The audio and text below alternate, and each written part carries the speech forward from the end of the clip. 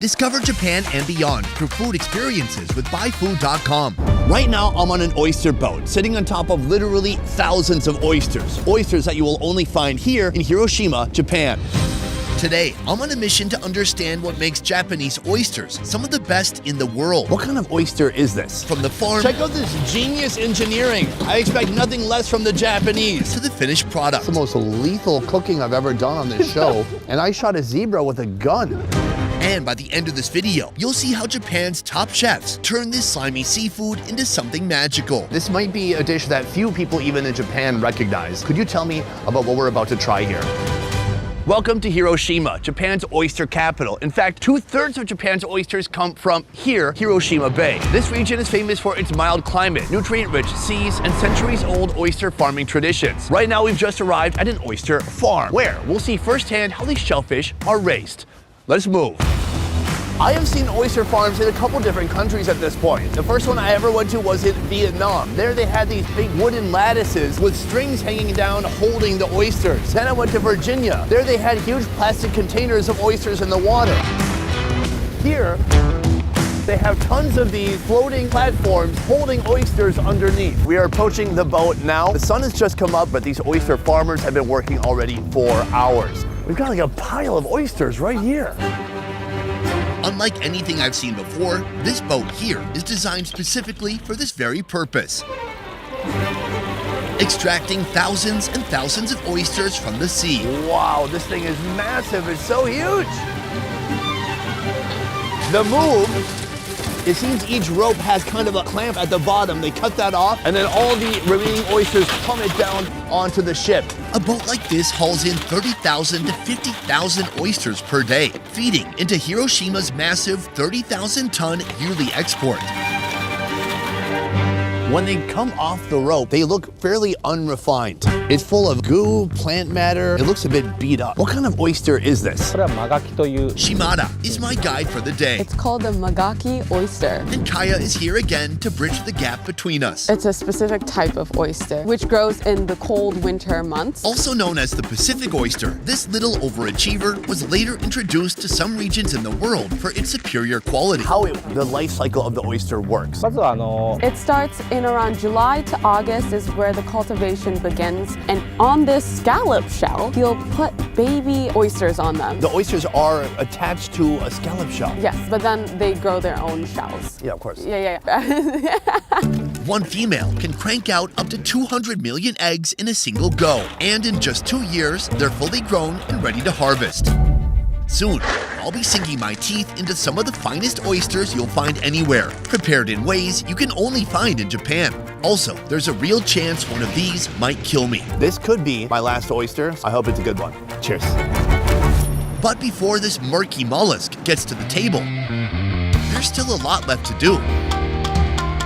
All right, folks, now that we've brought our oysters back to the port, it is time for processing. Check out this genius engineering. I expect nothing less from the Japanese. We're on a boat that is also a holding vessel and a conveyor belt. So automatically, all of the oysters are coming off of here, and they're heading to a conveyor belt here, where they're sent over to the processing plant. Now, these oysters definitely will need some processing before this is going to be an actual edible food that I'd be willing to put in my mouth. And I'm somebody who's willing to put just about anything in his mouth. All the oysters have been conveyor belted up here, and this is the first step of processing. Inside of this steel drum, there's a load of water, and it's turning, mixing, and pounding those big chunks of oysters that we saw. So all the detritus, all the different seafood and shellfish are separating. From the steel drum, the oysters go on a conveyor belt, and they drop here into this giant steel cage. You just hook the cage, and the cage is now gonna move up and head into the processing facility. Once the oysters are freed from all the gunk and grime, they head into a tank inside the factory for a purification process. Here they're soaked with filtered fresh water that was pumped from deep underground. Then they're left to sit for 24 hours until they're ready for the next step. They get a chance to detox and get cleaned up, you know? That sounds nice. Yeah. I could use that. Like me after a night of sake. 必要です。 American joke. In Japan, if you say a joke and it lands flat, just say American joke, and they're like, ha ha! After the oysters are purified from the level below, they're brought up to this level here. Then these oysters are put into this giant hopper. From the giant hopper, they drain down to the floor below where they have a massive team of professional shuckers taking out that delicious, succulent oyster meat from each shell. But trust me, you have never seen shuckers who shuck like this.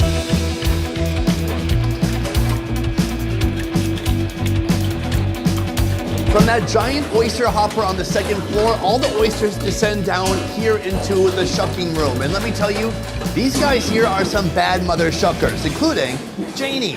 Janie, Yes. can I see your weapon? Okay. Right here, she has a blade. It's like kind of a piece of wood with a steel spike coming out of it. This is amazing because when you go online and buy a shucking tool, it looks nothing like this. Here, you can have it back. Janie, can I ask you, how many oysters can you shuck in like 1 hour? 2 buckets. How many oysters do you think that is? 80. That's 80? 8 kilos. Oh, 8 kilos! I think that is at least 250 oysters, and she's doing 2 of those buckets every hour. This lady is a machine. Do you ever sometimes just sneak one oyster? Do you ever just eat one? No, because there's a camera. There's a camera! Pre-shucked oysters are a big deal in Japan. Many recipes here skip the shell entirely, which makes shipping massive quantities much more efficient. But that doesn't mean they don't enjoy them the classic way too.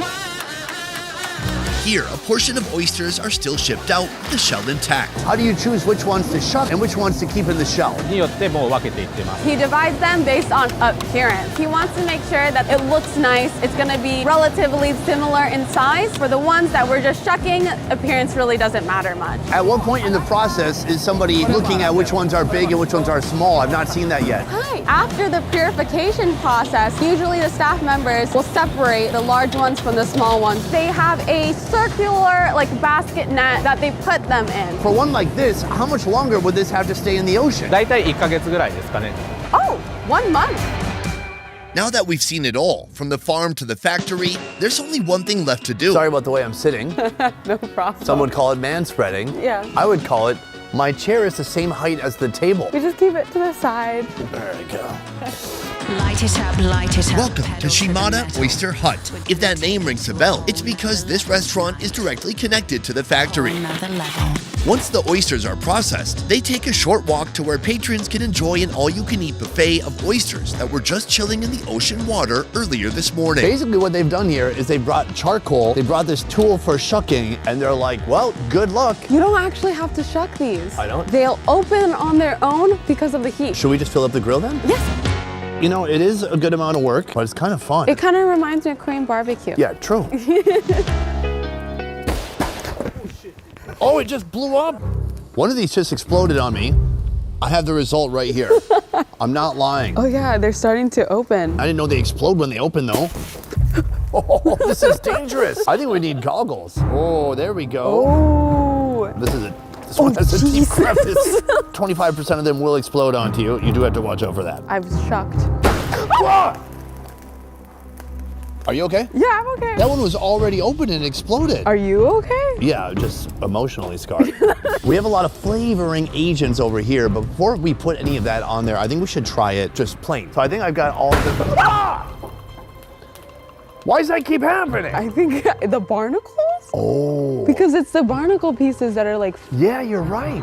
The little barnacles attached to the oysters get hot and highly pressurized. And just when you're trying to enjoy your next bite, they even share a warning on their website, so dine at your own risk. Cheers. That is delicious. Smooth, almost creamy, slightly briny. It's got like a natural sweetness to it. yeah. I don't know what it is, but I think the 2-year period of it waiting really gets it that nice creaminess. Oh, it's so good. It's just like it doesn't need anything. I think it's great on its own, but it also makes me curious what it tastes like with the other stuff. For Japan, in general, all of seafood, it's definitely gonna be butter and soy sauce. There's like a word for it, it's bata shoyu.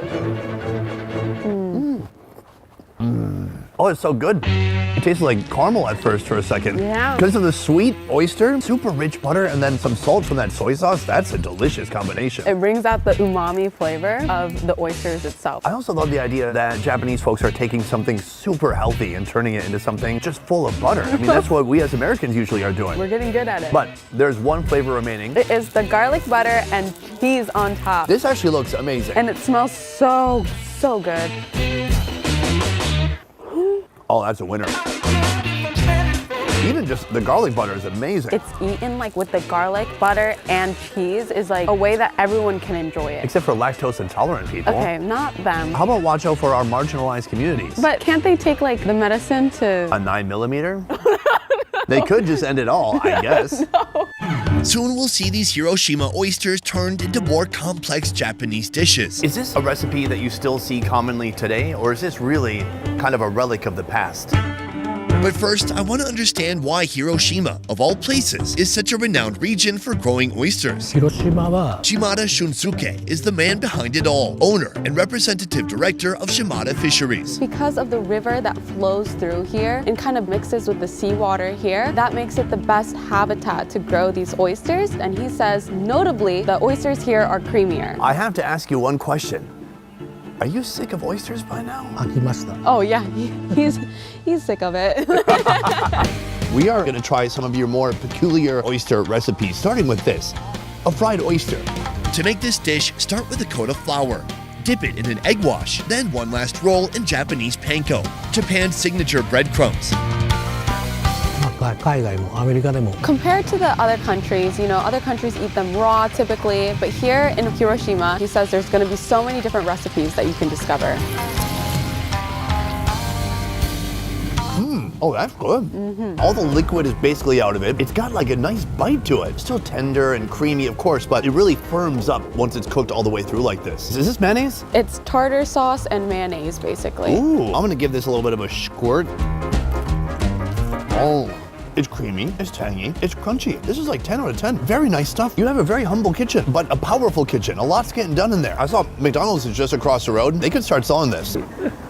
American joke. American joke. Thank you.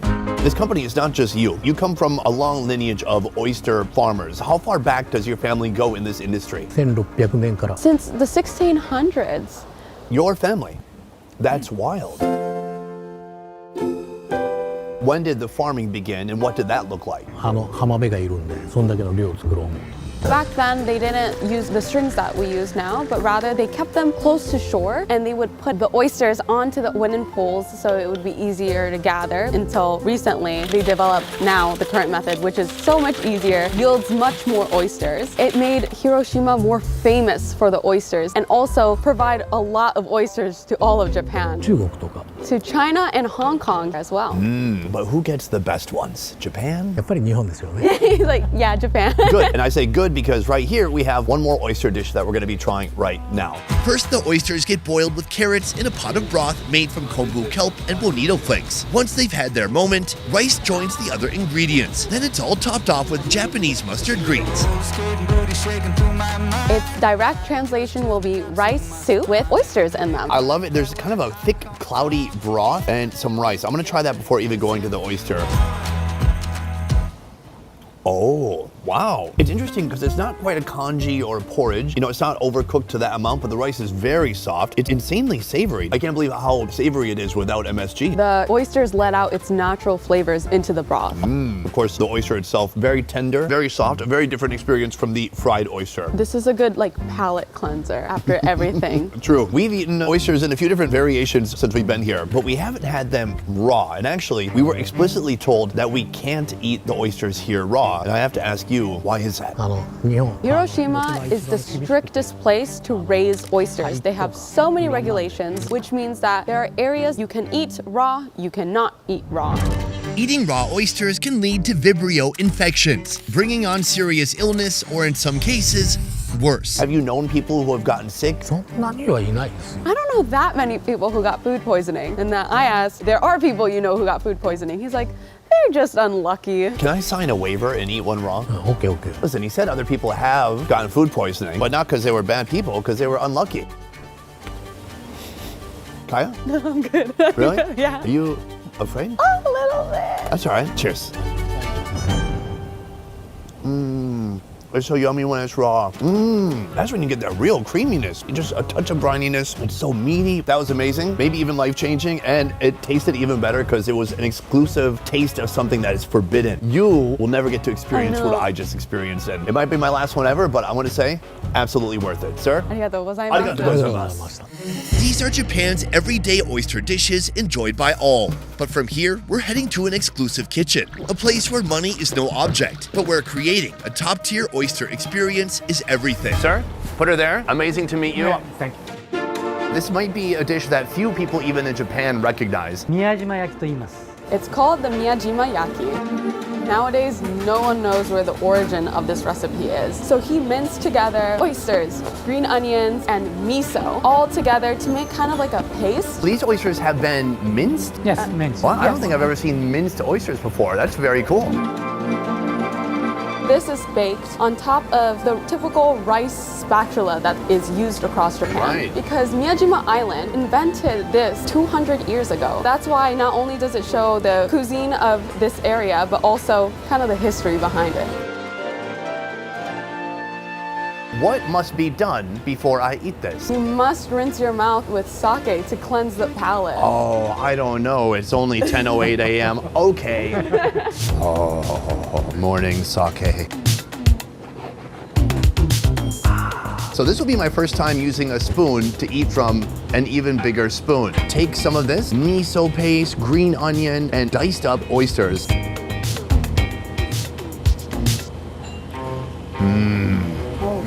Oh yeah. Of course, you taste the miso. It's that fermented soybean. It's full of flavor. It has a deep umami. And then you're getting those chunks of oyster in there, which contribute even more flavor, even more umami. It's just like a pure flavor paste. This would go really good with rice. You could smear this on anything. Yeah. I'm so tempted just to eat from the big spoon, but I'll be polite.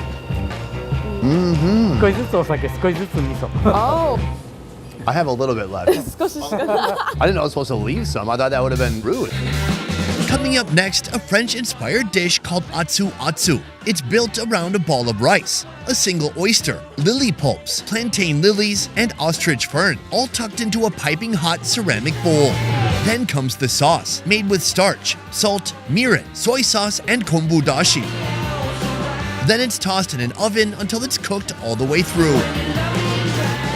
This is not an onsen, not a hotel. It's a... ryokan. A hotel is more for like staying overnight. It's not really an experience, but a ryokan is definitely an immersive experience in my opinion. Once you enter, it's like you're going back in time. And something really notable is you take your shoes off when you enter. True.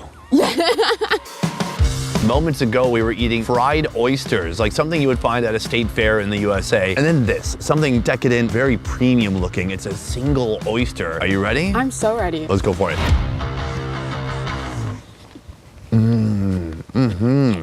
The oyster itself is delicious. The seasonal ingredients that he used has more of a peppery flavor to it, so it adds like a different dimension. The rice is cooked perfectly too. Thank God the owner's not here right now. He won't see me scraping to the bottom of this. That's good. So that is kind of our appetizer, but right here we have the oyster nabe, or hot pot.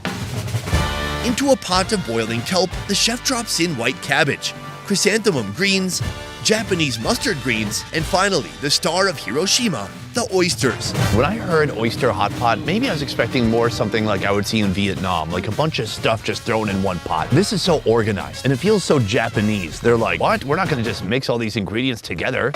You can take the ingredients and put it into your own dish. These are some real plump oysters here. They're really fat.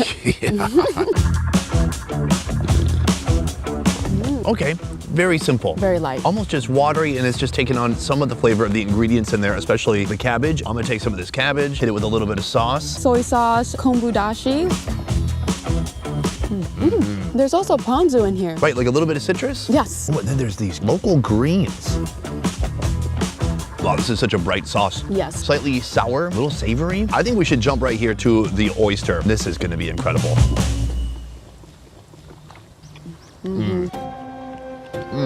God, God, it's a tremendous mix between being kind of meaty, hearty, it's got a bite to it, but it's still a bit creamy, it's still tender, and it's got some of that brininess has washed out a bit, and then it just soaks up this citrusy ponzu sauce. It's a perfect pairing, these two. My journey with oysters started in Japan. On my first trip here, I thought bigger is better, and I put it in my mouth, and it was so big I almost choked on it. Whoa!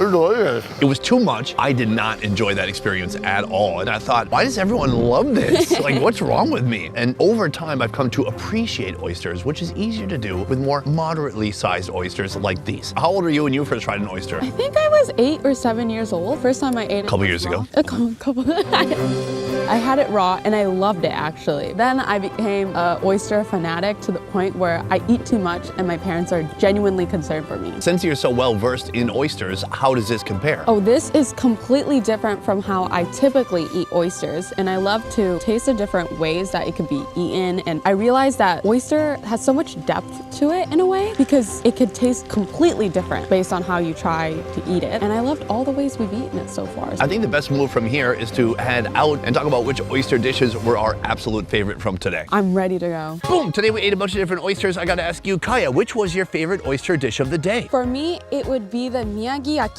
which is what we had here with the spoon. Very good choice. I enjoyed that as well. But for me, considering I still have this little like slice of white trash in me, I liked the fried one. Fried oysters with mayo or tartar sauce on top that you could squeeze from plastic. She doesn't like the sound. Discover Japan and beyond through food experiences with buyfood.com. Join a local food tour and dive into food experiences across vibrant neighborhoods, hidden gems, and family-run eateries. It's so good. From sizzling street snacks to Michelin-starred feasts. Buy Food connects you to the soul of local cuisine. I've never had anything like this. Book food tours, cooking classes, and more on buyfood.com.